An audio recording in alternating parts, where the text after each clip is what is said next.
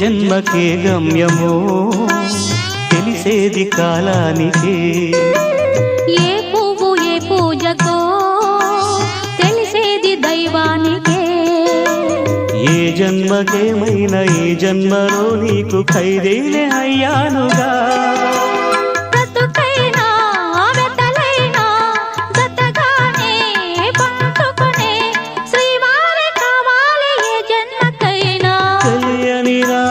పలికింది తీయని భావనలో, మనసే జ్యోతిగా వెలిగింది మమతల కోవెలలో, ఈ మమతల కోవెలలో.